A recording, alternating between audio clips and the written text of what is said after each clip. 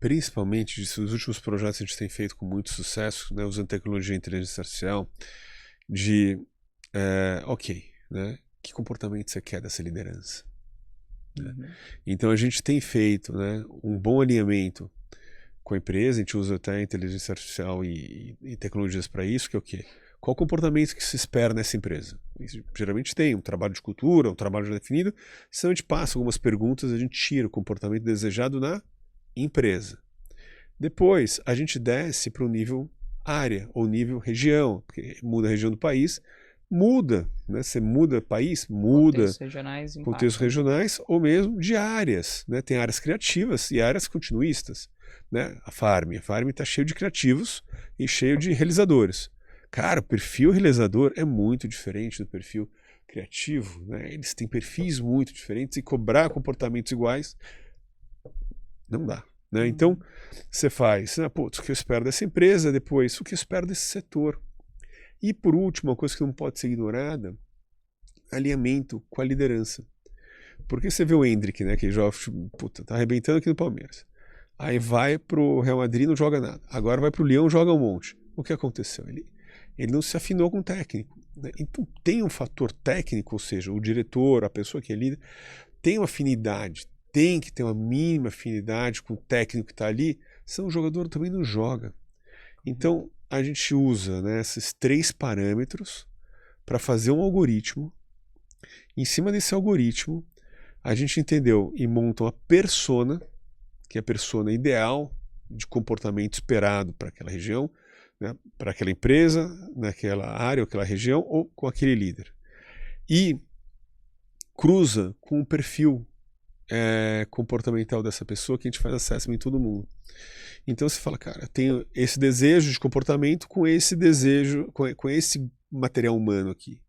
E você consegue ver tanto do grupo quanto individual quais são os principais gaps estruturais de comportamento que precisa ser desenvolvido em cada um deles.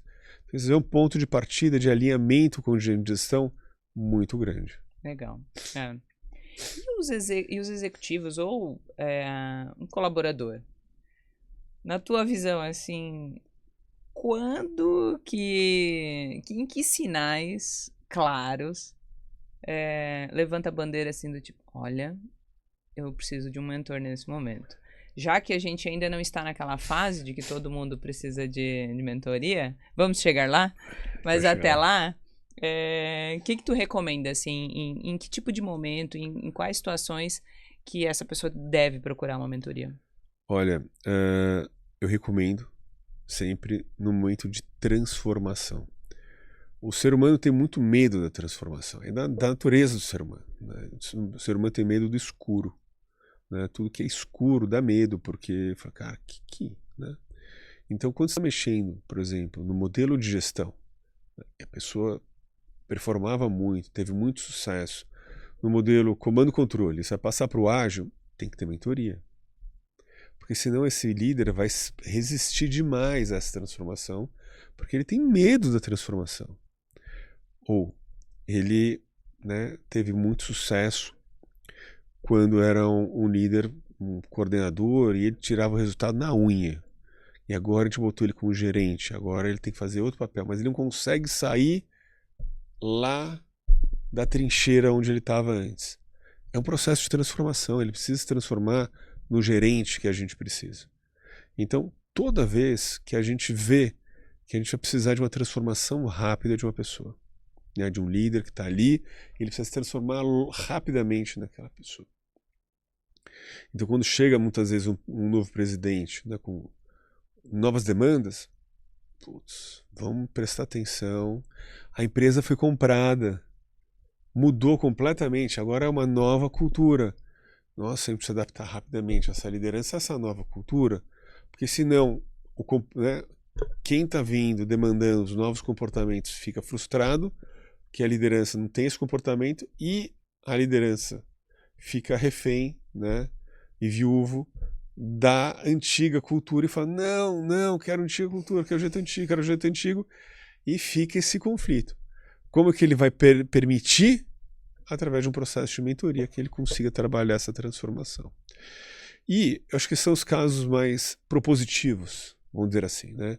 A gente tem o propósito de melhorar a empresa, o propósito de transformar a empresa, mudar o modelo de gestão, fomos comprados, chegou no presidente, o processo de transformação. E tem o processo do medo, né? Do limite já, quando a pessoa já está mostrando sinais de burnout, né? Sinais de que não está dando conta, que está muito difícil. E aí a pessoa levanta a mão e a RH vem correndo.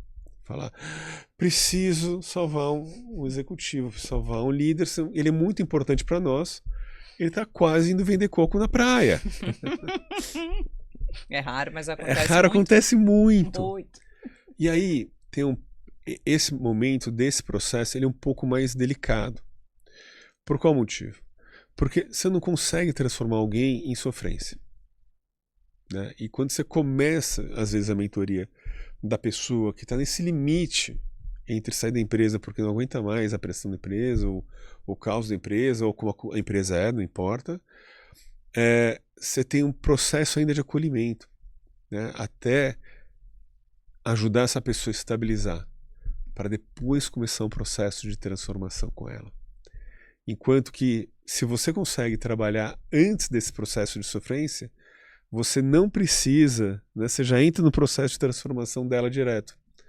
Agora, se a pessoa está num processo de sofrência, não dá para falar, então, para de chorar, e agora? Como assim, cara? A pessoa entra na reunião com você, Não de funciona. mentoria, começa a chorar. Cara, né?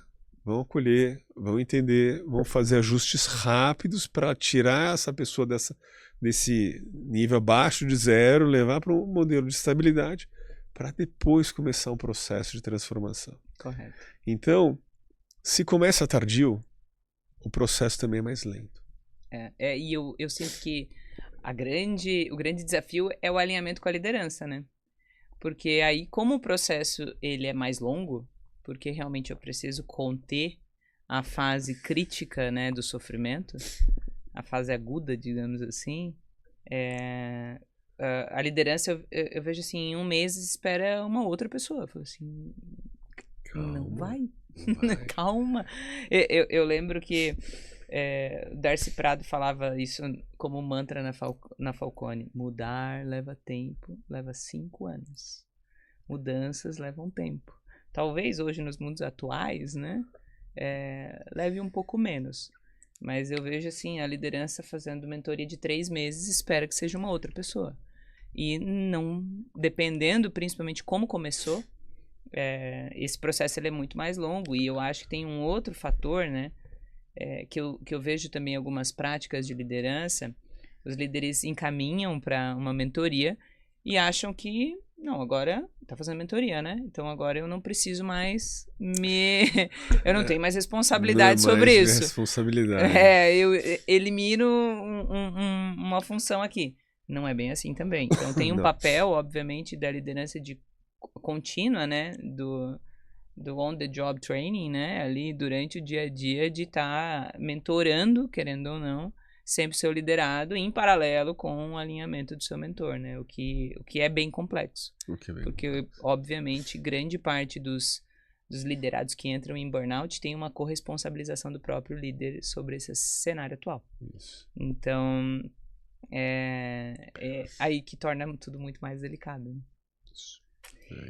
E me traz, nesse momento de transformação, né, que você falou, que a orgânica tem como grande propósito, né? Você tem alguns exemplos aí para trazer pra gente de clássica transformação, assim, sem contar o nome do santo, mas contando milagre, de que você percebeu assim, uma grande transformação do executivo ou da própria empresa, assim, com um processo de mentoria? Ah, tem muitos. Graças a Deus, né, a gente tem feito bons trabalhos e é perceptível, né? Eu acho que a gente foi fazer trabalho de mentoria porque desde zero, né, a orgânica veio com o propósito de acelerar pessoas e negócio. E nessa ideia de transformação. E realmente, quando você transforma a pessoa, a empresa muda. Então posso dar alguns exemplos aqui. Um empreendedor de sucesso do Rio de Janeiro tá com a gente há 5 meses. Eu tinha mentoria com ele hoje, por isso está fresco na minha cabeça. Ele falou, tô grato, me sinto lúcido né? Eu tava na trincheira, eu tava perdido, eu tava querendo sair do meu negócio. E eu falei, cara, mas quais evidências que você tem que tá funcionando essa mentoria? Ele falou, tá funcionando muito as coisas estão acontecendo rápido. 2, eu não tô eu fazendo, as pessoas estão fazendo. E isso para mim é muito gratificante, né, e muito bom. E 3, eu tô em paz com tudo isso. Que eu vivia numa aflição gigante. Porque empreendedor vive numa aflição É isso gigante. aí, é isso aí. Né, e entende que se ele fizer, os outros não vão fazer. E tem todos vários desafios quando é empreendedor. E ele falou, cara, eu só tenho que te agradecer. Cara, você mudou completamente a minha perspectiva. Ele tá há 26 anos nessa empresa. Nossa. Ele começou do zero. Entendeu? Você começou do zero, ele como primeiro vendedor, ralou, construiu. Então é uma desconstrução muito grande para essa pessoa sair desse lugar agarrido. Né? Ele usou a palavra vala. Né? Ele vai para vala, ele vai para a guerra. Né? Porque ele aprendeu a ter sucesso dessa forma. E muitas vezes o que a gente precisa desconstruir é falar, cara, isso te fez ter sucesso. Agora está te atrapalhando. Né? Porque quando a gente começou a mentoria, ele queria largar a empresa, vender a empresa, não aguento mais essa porcaria toda. Né?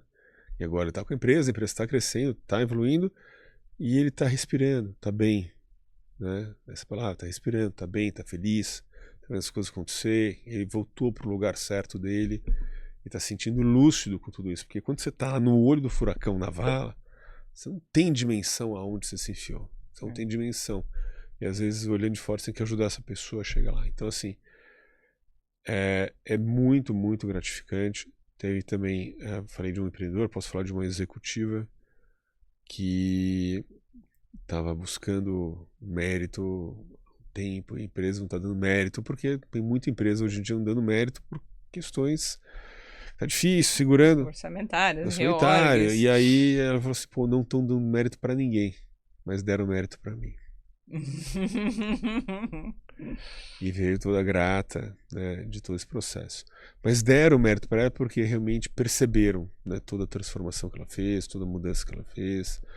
E falou, nossa, essa pessoa agora tem outro patamar, a gente precisa dar mérito sim ou sim para essa pessoa. Então, a transformação acontece e aí o negócio vai muito junto. Então, e quanto mais para cima, mais dá para ver isso acontecer. E é muito poderoso. É porque como um cargo de alta liderança, né, tem um impacto em muitas vidas, né? Muito. É muito bonito quando você consegue ver um executivo que reconhece a necessidade e não só reconhecer a necessidade, mas topa passar pela mudança. Isso. Porque essa é a parte mais difícil, né, da mentoria. Isso é mais difícil. É você não só identificar, porque muitas vezes você identifica, você já sabe. O problema é que você não topa passar por essas mudanças e aí assumir que você precisa e que você vai ter que passar por isso, doa o que doer, eu acho que é a parte mais bonita desse processo, porque no final todo mundo que tá abaixo dessa pessoa vai ganhar com isso, né?